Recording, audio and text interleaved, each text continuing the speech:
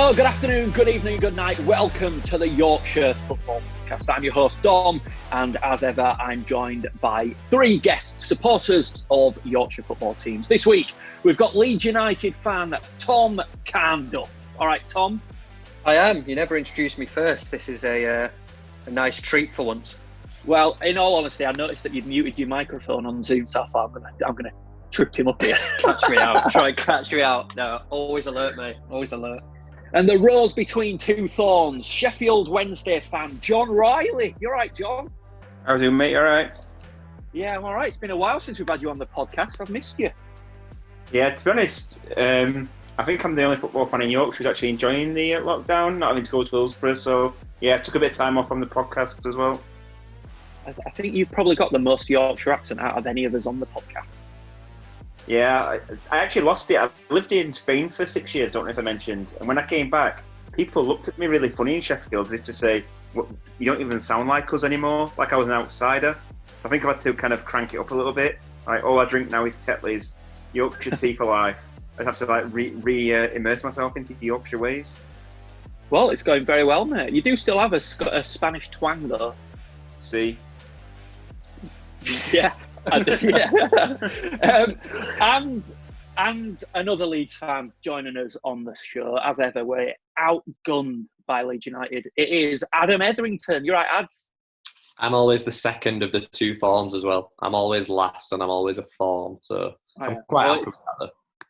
It must be my subconscious hatred of you that's kicking in there, mate. I'm only joking. Coming up on the podcast this week, each of our guests are going to be going through their top 10 Yorkshire footballers of all time. The only rule is that they have to play professional football and they have to be born and raised in Yorkshire. So it doesn't matter if they've played for a Yorkshire team. For instance, you couldn't have, I don't know, Harry Kewell. Oh, no, that's a name I shouldn't say on this podcast. You can't have Jimmy Floyd Hasselbank. Get him. Because Jimmy Floyd Hasselbank is, of course, Dutch. He's not from Yorkshire. Anyway, you get the idea. So their top 10s we will be running through very shortly. And if we have time, we will be watching a Premier League match between two Yorkshire sides, and that will be revealed later. Before we go on to our top 10s and the first of our guests, let's take a look back to last week's podcast. You might remember that our guests picked their best Yorkshire 11. So teams made up of players that have played in Yorkshire, asterisk, Middlesbrough or Hull.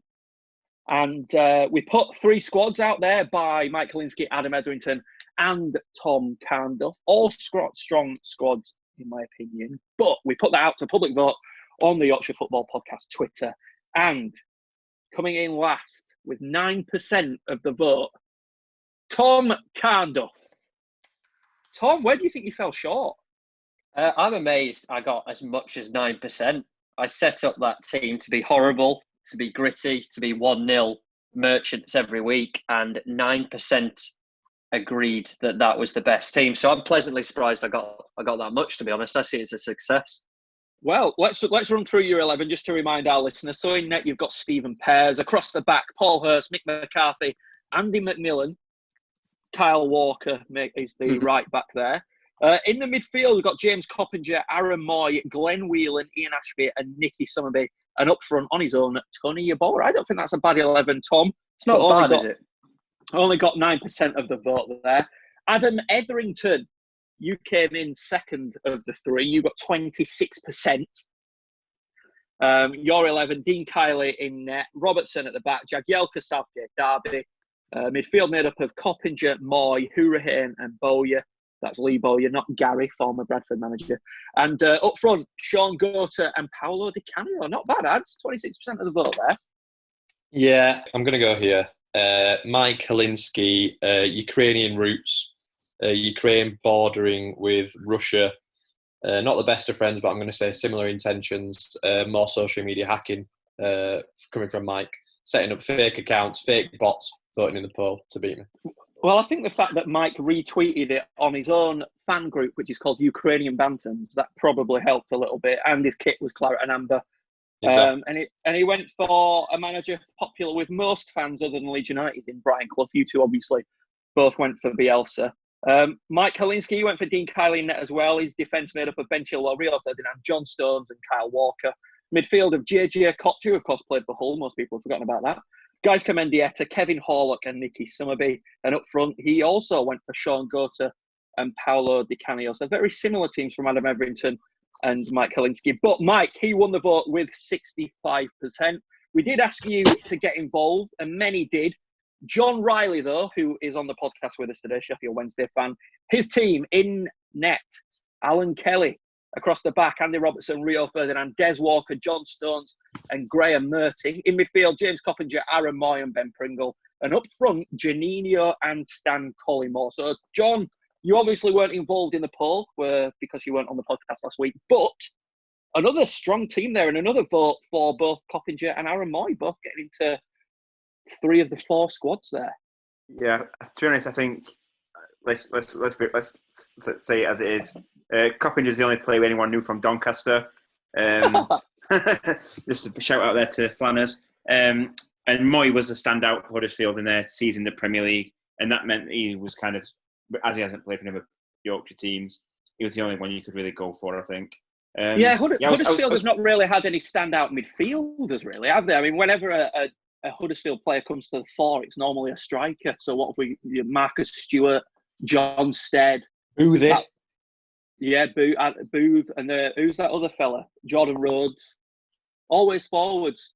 It's like they only sign good forwards, and the rest of them can, have a fair crack. But yeah, not a bad team there. Janino and Stan Collymore. I'm surprised they didn't pop up sooner, John. I was surprised more people didn't kind of delve into the Borough team of that late 90s, because obviously most of them didn't play for the Yorkshire teams. Emerson, Ravanelli, and Janino. I absolutely loved Janino when I was a kid. He was kind of like the first proper quality Brazilian to play in the Premier League. He was kind of really small, skillful. Played really well a few times against Wednesday. Yeah, it was top class. I loved watching him play. So he was straight in there at number 10 for me. Middlesbrough, obviously, they've got a few players that we didn't choose. Obviously, Mike went for guys Comendieta, but there's also Bolo Zenden. He was decent at Middlesbrough, good quality player. Ravanelli, like you said. I think one massive oversight for us, and that's a York City player that I think when we all saw this pop up on Twitter, we were all pleasantly surprised. Let me get the name of the chap that sent it in to us. Mark Reed. So he submitted his 11. His goalkeeper, Nick Pope. England goalkeeper, currently at Burnley. He was at York for quite a long spell in his career.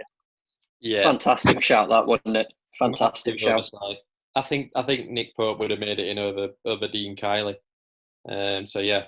Just goes to show great research there.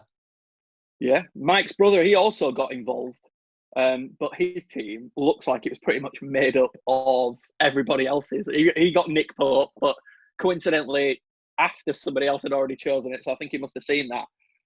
Ben Chilwell he picked out at Huddersfield as well. I didn't even realise he'd played at Huddersfield, so that's not a bad shout. Then he continued with the obvious ones, Rio Ferdinand, John Stones and Kyle Walker. He chose Jimmy Bullard from Hull. His Bradford player was Josh Cullen. I don't think he's in the best Yorkshire 11, but a very good player when he was at Bradford, still doing quite well at Charlton now. He also went Di Canio. He did pick Ravanelli at Borough, but in a surprise pick for his forward, so this is Helinski's brother, he picked Marquise at Doncaster, who had a good spell for about, 12 games, and then that's it, finished. Again, is that just because he's only one of the only Doncaster players people actually know, and he needed a striker, so it was the first one that came to mind? Well, yeah, I suspect that is the case.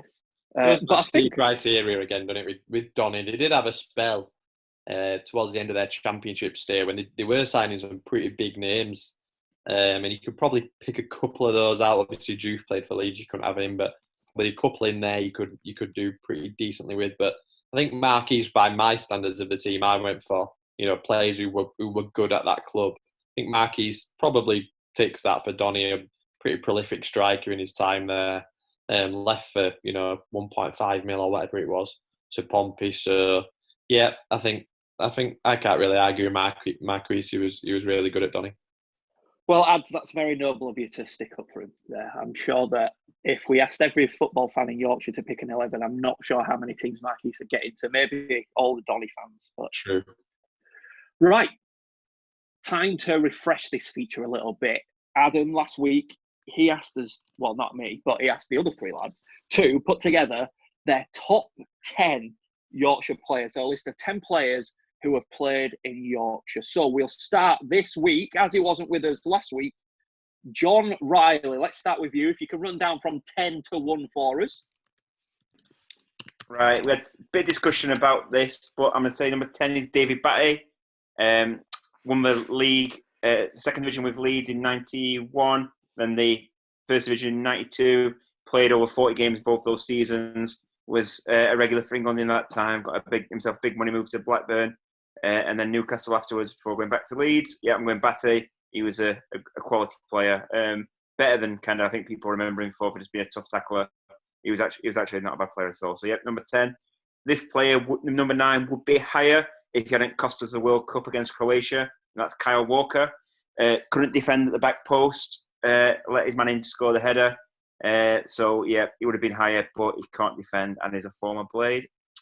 Number 8, another former Blade, Stuart McCall.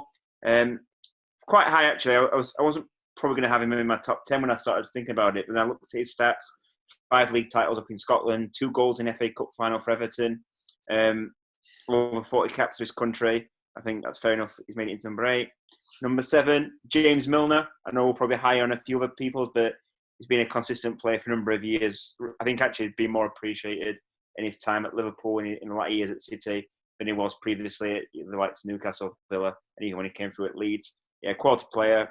And number 6, so this is controversial. I've got Nick Barmby. So being from Hull, we still class him as a Yorkshire lad. The reason why he's so high is because he scored in the 5-1 game against Germany in Munich. A really good player when I was started watching football, playing for Spurs, Everton, Liverpool. An absolute top quality player. Even when he was in his kind of veteran stage at Hull, I always thought it was quality. Number 5 is old big head Brian Clough, more renowned for being the manager who brought 2 European Cups to Forest, but in his time was a phenomenal striker, an unbelievable scoring record in the North East before a bad leg injury curtailed his career. There's a theme here because number 4 is also a player who should have gone on to greater things, was probably the best striker of his generation, which did include Alan Shearer. But Steve Bold at Arsenal has a lot to answer for. So number 4 is David Hurst, the best number 9 ever to come out of Yorkshire. But as I say, bad ankle injuries stopped him kind of fulfilling his potential. Was rumoured to be the subject of a £4 or £5 million bid from Alex Ferguson in the early 90s, which was turned down by Trev Francis. So number 4, David Hurst. Number 3 is David Seaman, the most capped England goalkeeper when he retired. And I wasn't. It's Peter Shilton. All right, start number 3 again. So number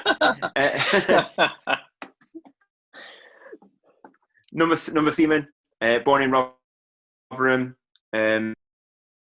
came up through the ranks, moved on to Arsenal, where he's most well known. Top quality, safe hands. Only if he wasn't loved by Ronaldinho, he would probably been higher. And then my number 1 and number 2, probably undoubtedly the easiest picks for me. Okay, so number 2 is the only English player to win the European Player of the Year twice, in 1978 and 1979. The year before, he actually finished second. And that's Kevin Keegan, the Doncaster lad who went to Liverpool, became a hero, and then went to Germany, Southampton, Newcastle. Unbelievable player. Obviously, a little bit before my time, but I've seen him on YouTube, on TV as well. Absolutely amazing. Definitely worthy number 2. And then number 1 is the goalkeeper who made the greatest save ever from Pele in the 1970 World Cup final. Starred in England's 1966 World Cup final winning team. Sheffield born and raised. It's Gordon Banks, Yorkshire's greatest ever footballer. Not bad, John. Absolutely delighted that the great man, Stuart McCall, made it into the team. Tried to be as representative as possible. So obviously this is a podcast, but what I'm showing to the camera is a shiny from Premier League sticker album 2000. Shiny sticker, Stuart McCall, Bradford City captain at the time. You didn't mention that though. You just mentioned it was a former Blade. Yeah. A little bit hurtful, mate, but never mind. It won't be held against you when we come to racking these teams up.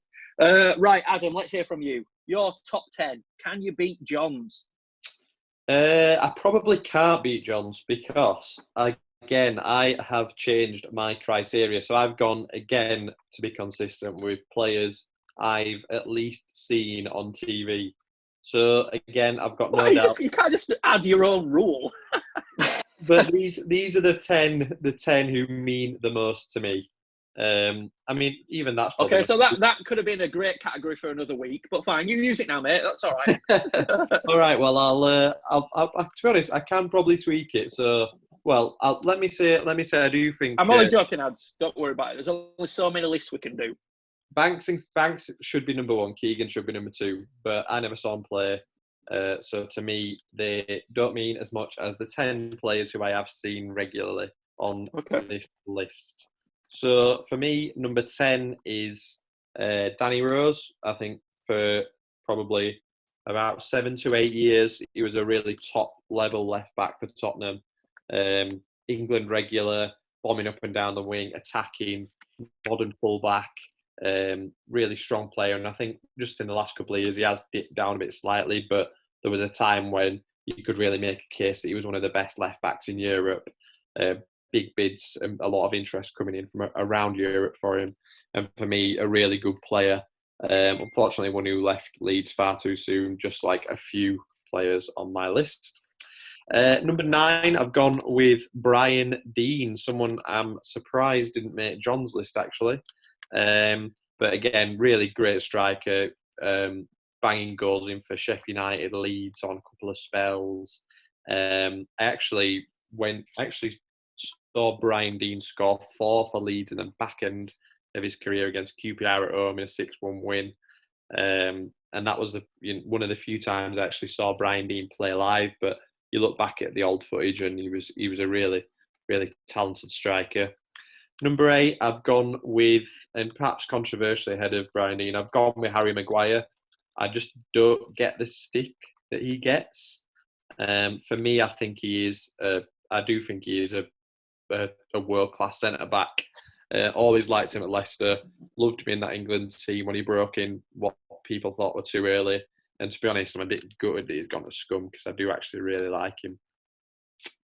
But he's not yet ahead of, on my list, Jonathan Woodgate at number 7. I've had a look. You can argue whether Woodgate was born in Yorkshire. I think they even probably argue it in the town he came from.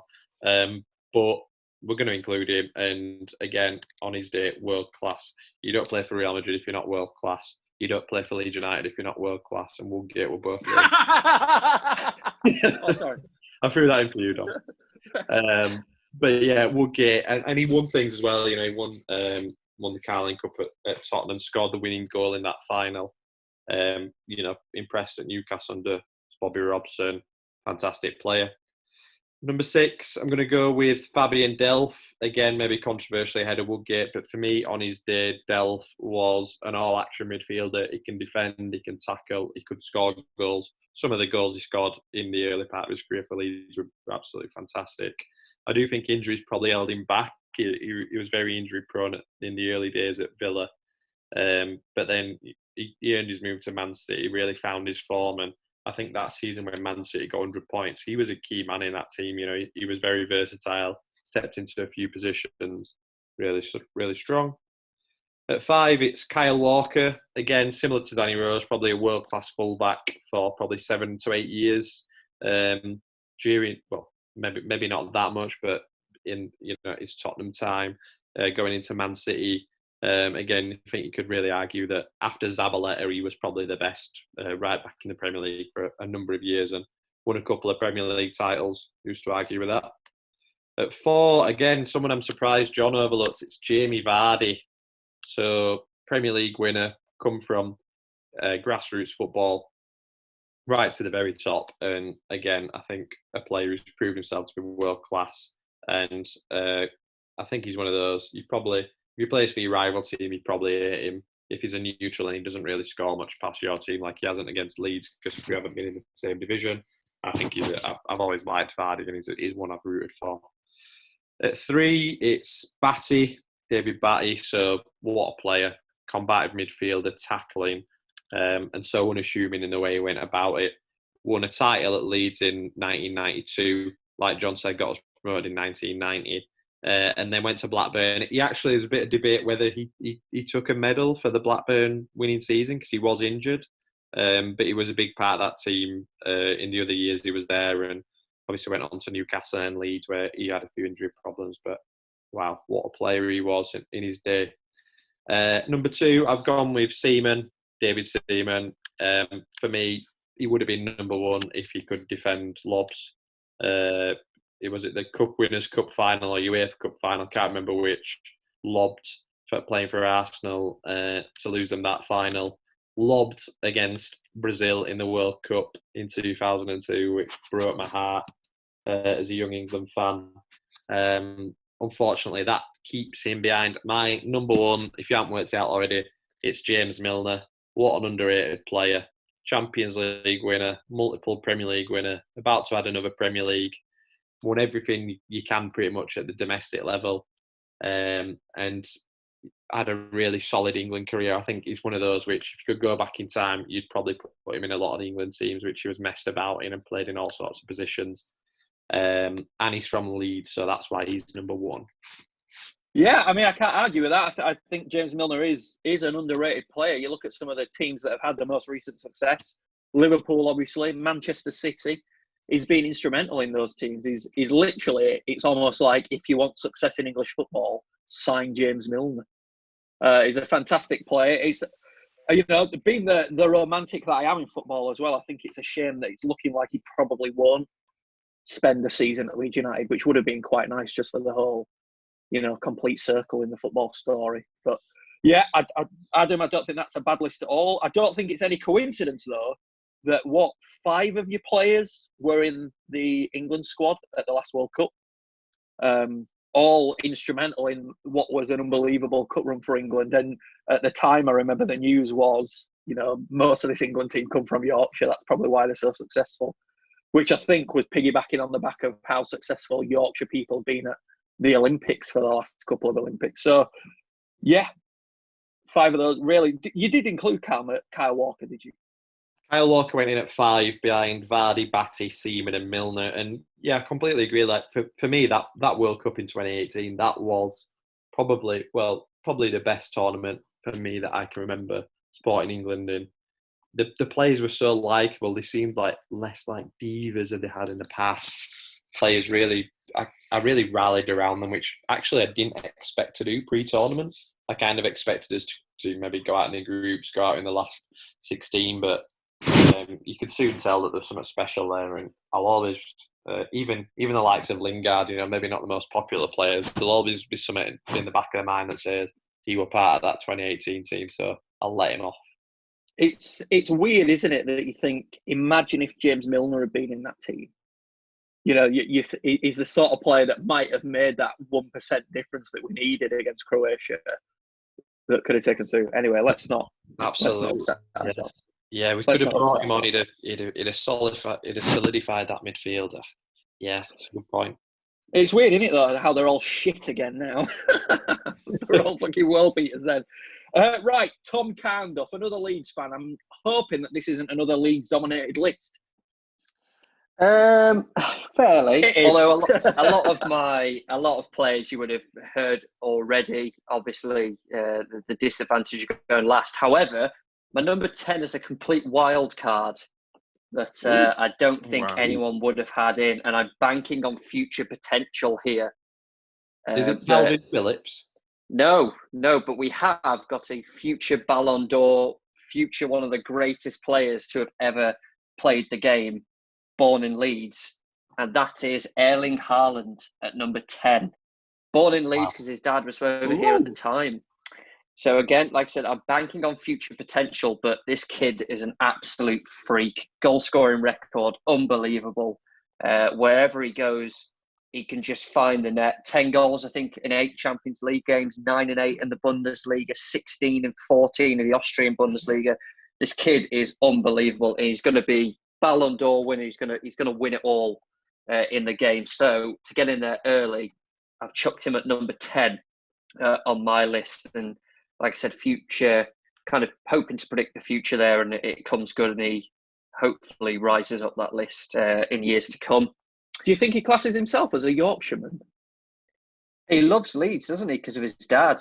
He's like a huge Leeds fan. He wears like Leeds pajamas and stuff like that, he says, doesn't he? So that's an actual true story, apparently. I don't know, maybe then, even though he's represented Norway, I think he's got quite an affection towards the city. So listen, I'm a fellow Yorkshireman. I'm going to take him. He's one of our own. Let's get him in. Number 9, Fabian Delph. It was on Ad's list, but he's just a player that, again, his versatility at Man City was key. Well respected within the England camp. I think that's clear to say as well. Captained England on one occasion, if I remember. I think it might have been that a friendly, but he was seen as a senior figure in that England side. So an unbelievable player. Number 8, again, like John, I never really saw him play, but I've gone for Brian Clough because of just his ridiculous goal scoring record. It says here 197 goals in 213 games for Middlesbrough, 54 in 61 for Sunderland. And then, of course, the managerial career that came after it as well. Just unbelievable talent both on and off the pitch. So, yeah, Brian Clough in at 8. Number 7, gone for David Seaman. We've already spoke about him, but fantastic goalkeeper. Obviously best known for his time with Arsenal. And I think a common theme is that lob from Ronaldinho has definitely put him further down the list than I would have hoped. Imagine that 10 seconds has absolutely defined his career. No one mentions that unbelievable save against Sheffield United that might push him further up the list. Yeah, everyone's forgotten about it. One of the greatest saves ever was done by him, but everyone thinks of that lob against Brazil in 2002. I'm surprised why they didn't put him first for that save against Sheffield United. Yeah, true. I always think back. There's two things I always think about Seaman's 2 incidents. That's the Naeem lob. I think it was 94. I think it was Real Zaragoza. When they beat Arsenal, and he kind of flapped back, and then that one he flapped against Ronaldinho. Yeah, it's a great save though. I think it's Old Trafford in the FA Cup semi-final, wasn't it, in 2003? And he was about 40 as well, wasn't he? He was knocking on a bit then. Yeah, he was getting on. It was a great save. Yeah, but again, the lob against Brazil. So he's in 7th. 6th, Jonathan Woodgate, already been mentioned, but an absolutely fantastic centre-back. It's a shame that injuries really hindered his career because he was an exceptional talent in a very good Leeds team. Then obviously his time at Newcastle as well. And everyone kind of goes on about the Real Madrid debut, but he got that move, which shows just what a talent he was. So he, for me, is in at number 6. Number 5, I don't think he's been mentioned yet, but Billy Sharp, of course, from Sheffield. Goal scorer wherever he goes. Sheffield United, Doncaster, even his short spell at Southampton. I think he was going not Leeds United though. He was super sub, if I remember rightly, during his year at Leeds. He did score a memorable goal away at Huddersfield in the 90th minute, which was one of the better days for in Leeds for about 6 years over that period. It's just absolute bagsman. And I think the fact that him and Leeds United seemed a saga that would go on just for years before he actually did sign, I think that was pretty reflective of the entire Football League, maybe bar Sheffield Wednesday, who would want a Billy Sharp up front. So for me, just one of the best strikers that Yorkshire has produced. So for me, he's in at number 5. Number 4... You think the 5th best ever player to come from our great county is Billy Sharp? Yes. Oh my God, Carnduff, you've lost all credibility, pal. And the worst thing is, in the number before, he explained how one of our players was world class and went to play for Real Madrid, and then he moved on to the one above him, Billy Sharp. But boys, I think Billy Sharp is a quality player. Don't undermine the fact that this guy has gone on to score a lot of goals. Not just for Yorkshire clubs as well. Like the guy is a goal machine. And he's Okay, still so at it. his Sorry, stats Tom. in front of me, right? His stats. Jonathan Woodgate's injuries again prevented him. Billy Sharp at Scunthorpe. In fact, the start before that, Russian Hang on. Diamonds alone. Billy Sharp at Scunthorpe. If that's going to be the start of your argument, the judge and jury are just going to get up and walk out here. People Kevin can progress. Kevin Keegan was at Scunthorpe, John. Shut your mouth. Ian Buck was at Scunthorpe. Right, let's not even. We might as well have Compo up front from last summer wine here. Let's even lower, right? Russian and Diamonds, 9 goals in 16 games. Scunthorpe, 53 goals in 82 games. Doncaster, a loan spell, 15 and 33, would join permanently, 25 and 49. Southampton, 9 and 17. Nottingham Forest, 10 in 39. Even, you look at other loan spells at clubs, there's, for what was pretty much sub-appearances, 2 and 10. Leeds, okay, 5 and 33, but he was seen as that kind of goal from the bench type figure. Sheffield United, since returning in 2015, 90 goals from 182 appearances. Just goal-scoring machine wherever he goes. If you want goals, you call on Billy Sharp. It gets my vote, Tom. You don't need to convince me. Don't listen to the bitter John Riley and his little chum Adam. Billy Sharp is one of Yorkshire's greatest ever goal scorers. Like, the stats speak for themselves. Although he didn't fancy it down south, which, if anything, proves the fact that he's one of Yorkshire's finest. It should put him higher on the list, if anything. Number 4, another striker that there's going to be no arguments about, Jamie Vardy, of course. Just had an exceptional career so far, has established himself as one of the Premier League's best strikers, I think. And again, another one who's just got an excellent goal record at the 4 clubs that he's been at previously. So for him, he just edges just ahead of Billy Sharp in number 4. Number 3, again, a player that's been mentioned in the 2 other lists, David Batty. Nothing more that really needs to be said on him that hasn't been said already. Just a cult hero in Leeds, but a popular player wherever he went outside of Leeds as well. Number 2, James Milner, just the ultimate professional more than anything. Any coach you speak to who's coached James Milner just goes on about how he is the ultimate professional. He's just committed to his football. That's the only thing he's interested in. It's led to the boring James Milner shouts, but maybe that just shows where his focus truly is, and that's on being the best player that he can. That's reflected in the teams he's played for. As I'd said, the amount that he's won domestically, it's unrivaled. Really, it's just a shame that he's not considering turning around that international retirement, because what a player he still could be for England as that kind of senior head. And as Don mentioned, the romantic side of it, but I would quite like him to return to Leeds for one season before he retires, just to finish it off. And then number 1, Gordon Banks. I mean, I can't see how we can argue against this. One of the greatest goalkeepers to have ever played the game, who's voted, I think, the 2nd best goalkeeper of the 20th century. He's, again, another player that not much more needs to be said.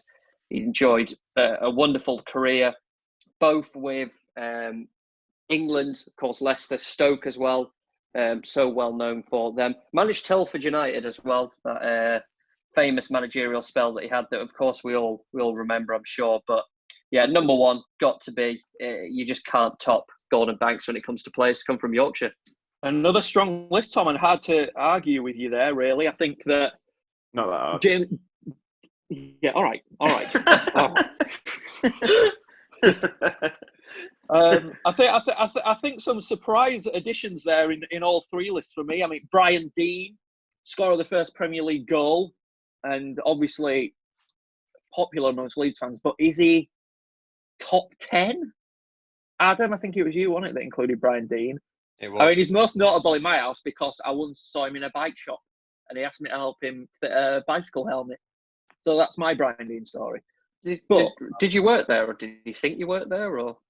No, he didn't. He was looking at the helmets and he went, "Oh, could you just tighten this at the back for me?" And it had one of these little cogs on the back. I had to turn it. And I was like, "Oh my God, it's Brian Deane." But I didn't say that to him. I played it cool. Anyway, nice. Nick Barmby, another one. Probably more famous because he switched across Merseyside, didn't he? That's what he's known for. and just missing out. Did he miss out on the Euro 96 squad or just made it? Anyway, Nick Barmby, another surprise for me. I think, who else could you have had? Simon Grayson, Tom. I know you love Simon Grayson, mate. Why don't you pick him?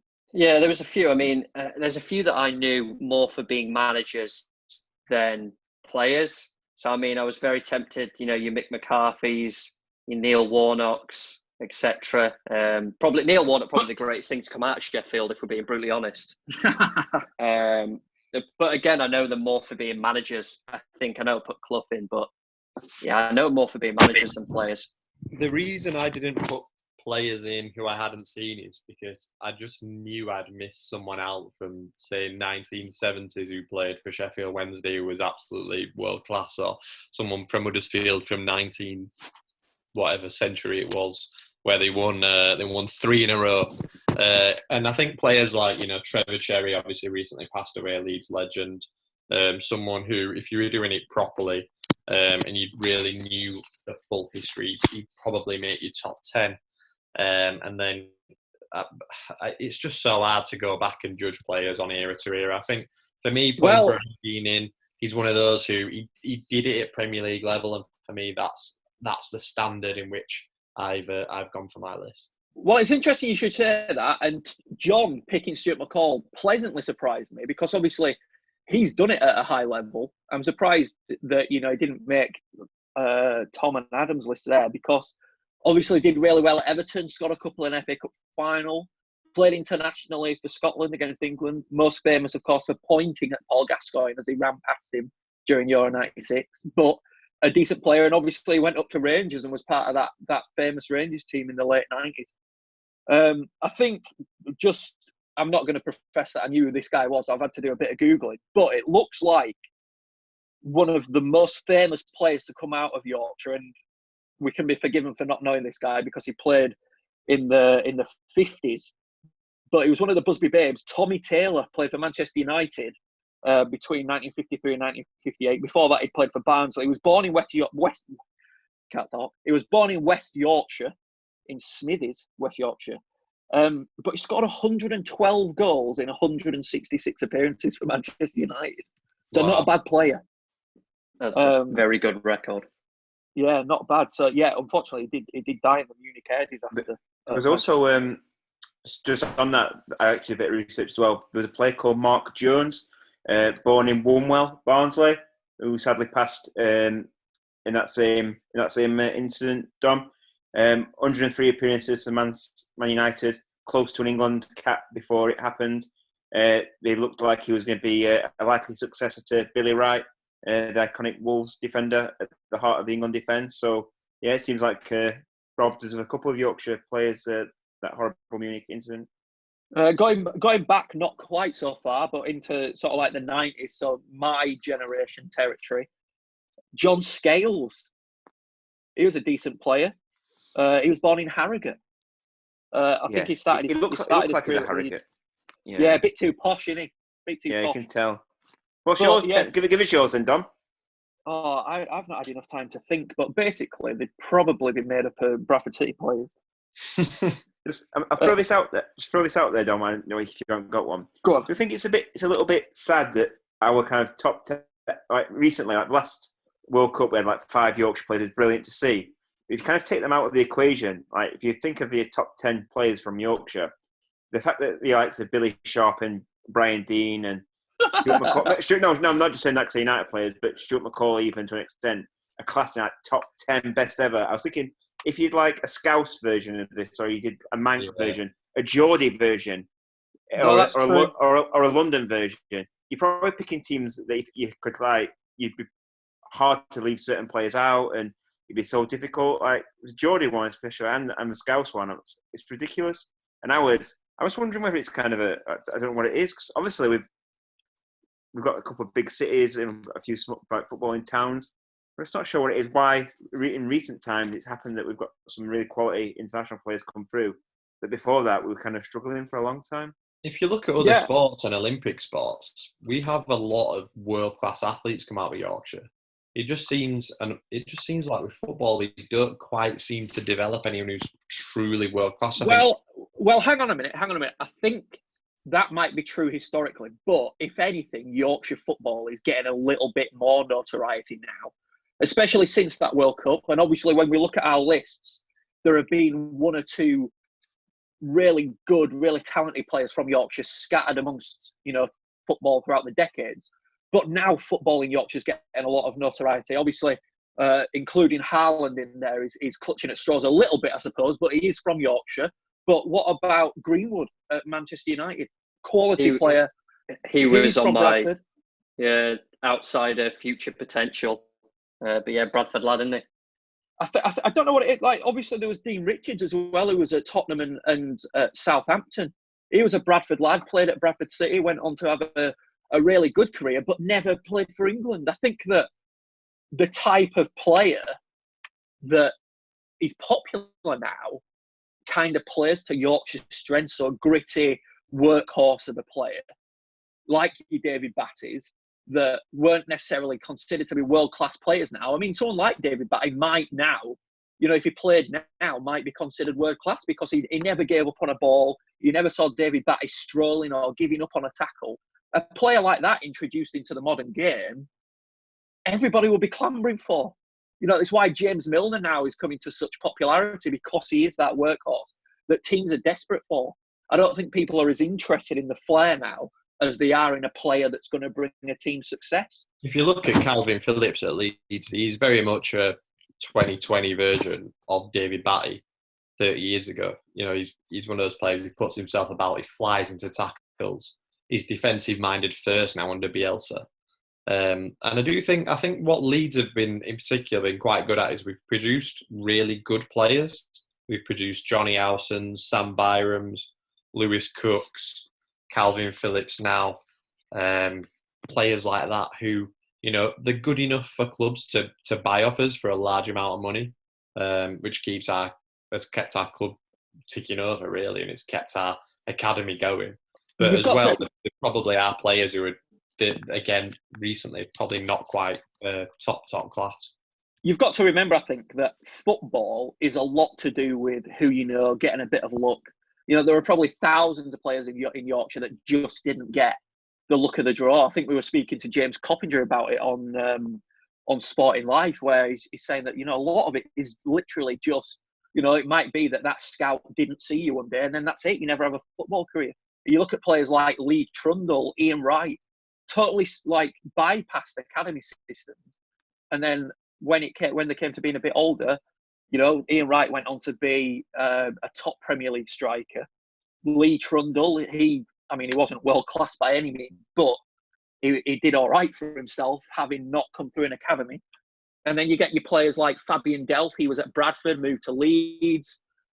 Mason Greenwood, again, another one who started at Bradford and moved on to bigger and better things. So the players are there. I think it's literally just a case of either getting spotted by the right person or getting yourself onto a right career path. And obviously throughout football, specifically in like the 90s, early 2000s, everything's London-based. You get the move to London, that's what you want. You want to live in around London. Development in London seemed to be more heavily invested in. I think now, though, Yorkshire is getting more of a look in, and it's probably a lot to do with satellite academies. Manchester United sticking the paws in over into Leeds and Bradford and Yorkshire. Burnley, I think they're doing the same. Manchester City, they've got Manchester United, Manchester City, both got satellite academies in Yorkshire. So I think football is changing, and that's probably why now we're seeing a lot more Yorkshire footballers make it at world level, particularly looking at that England squad of 2018. We mentioned London there. I was going to say the one player that I wanted to mention that we haven't. It wasn't probably going to make my top 10, but a player that we've kind of overlooked, Michael Dawson. Yeah, big good shout. As you say, he's best known for his spell with Tottenham in London, 9 years, but he's a Yorkshire Northallerton born lad. But bar that spell at Hull, probably is best known for playing elsewhere, and was still is a very reliable, solid leader at centre back. Well, if you listen to the Peter Crouch podcast, sorry, John, if you listen to the Peter Crouch podcast, they do make a really interesting point about Michael Dawson, how Roy Keane sort of like earmarked him as a potential future captain at Tottenham and sort of treating like a bit of a lackey at first. But yeah, Michael Dawson. Go on, John. Right, I'm going to see you, Michael Dawson, and I'm going to raise you. I'm going to raise you with a player, very as you just mentioned there, Dom. Actually, who nobody's mentioned yet. Didn't come through at a Yorkshire club. Came through at a team in the Midlands. So obviously being scouted from playing locally. Won the Champions League in 2012, Europa League 2013. Started both finals. 61 England caps. Still playing the Premier League. Gary Cahill. Oh, yes. Yeah. Sheffield, born and raised. Big Sheffield Wednesday fan. I'm stunned he wasn't on your list, to be honest, John. Do you know what? Yeah, I don't know what it is. He's kind of, if you had that on your resume or on your CV, if I wasn't American, I'd like at one point in 2000. I'm sure at one point, it's a quiz question. In 2013, he had the Champions League, the Europa League, the FA Cup, and one of the trophy. It might have been the League Cup of a league championship, all under his belt. And but again, that fits into what we were saying, doesn't it? Understated Yorkshire player. He was obviously instrumental in those squads. Did his job. Never backed out of tackles. Was a quality defender. Got his big move to Chelsea. Won all of those trophies, and yet even we'd forgotten about him. Yeah, and some of the names we've mentioned as well, kind of some of the strikers, especially Gary Cahill, would have in his back pocket in his prime, especially when he was at Chelsea alongside Terry for a number of seasons. They were just ridiculous at the back. Him, Terry, Ivanovic, Cahill, and probably Aspilicueta, or maybe might have been Cole at the end of his career. But yeah, it would have been some defence there, and he was kind of integral. Yeah, I made a mistake there. He should be in my 10, definitely. I might put him in for Brian Dean. Late sub. I'm going to take him out for Milner. But John, oh dear, you've slipped up there, pal. I think, though, that John asked a very good question there that we'll put on social media. So, Adam, you're our social media guy. What is it about Yorkshire players? Why are Yorkshire players not more highly thought of, despite the fact? I mean, you reword it. Obviously, you're the expert. But why? Just an idea. Why are Yorkshire players not more highly thought of when you look at that England squad and you look at the quality of players that have come out of Yorkshire, especially due to the fact that of our Olympic prowess as well? Exactly, our Olympic prowess, our top-class rugby league teams. We should get more credit for our footballers. Yeah, I mean, to be fair, mate, rugby league don't really add to that argument. Rugby league is shit. Anyway, the host of the Yorkshire Football Podcast says that rugby league is shit. It's basically one of the only two counties to actually play the game. Exactly. It's a bold statement. That's the only reason people like it. We're the only ones good at it. Rugby league is a fantastic sport. I used to work at Cast Tigers Water Club as well. There's such a great atmosphere. Go on the terraces, a couple of beers in hand, players flying into each other at 30 mile an hour. We'll have to say again, Dom, as well as taking you on your beer discovery tour after the lockdown's finished, we'll have to take you to a rugby league match. Rugby league is my favourite sport to watch live in a stadium. If Sheffield Wednesday aren't playing, I would much rather watch two Super League teams play against each other than two Premier League teams play against each other.